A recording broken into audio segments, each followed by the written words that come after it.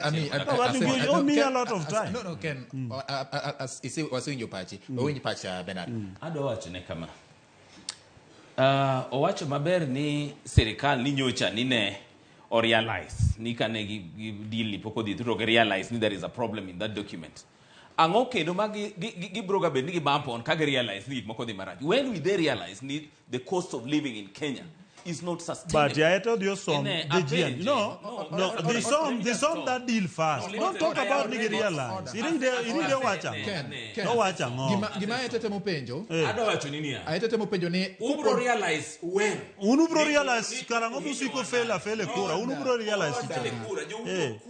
This one is John Maria Kmolo. Sama John Maria Kmolo oseka kura museyombo. We udwaro kuku. Ulinguti koro bedu mos modo yudio sa. Government maru. Owinjire uru. Ora ni mono jopinyo winjire. Aite wacho ni openjo ni kopo ni ma jatend piny ofwenyo ni nitiere chandruok.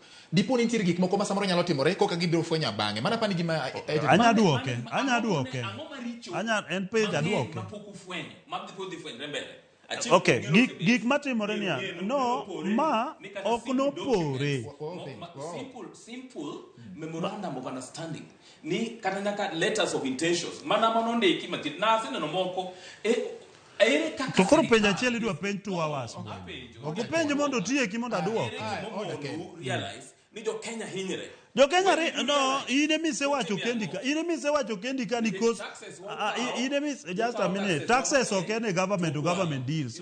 Just focus. You don't want to focus on government to government deals because we focus on propaganda. Nike openjo man. Let's move to the next point. But no, G2G ni nyaka jo understand here. It had not pokno chako tich. Koro ken gi mama koso sebedi. Si winjo. So dike Saudi Arabia ne poko kelo mafuta Kenya ka. Koro adwani mondi watch interview mar Gashagwa. Kano we about G2G deal. No se kel mafuta. No, G2G no se kelo mafuta Kenya ka. No, nitie mafuta mar no, weri gi bottom line. Jo pinye gima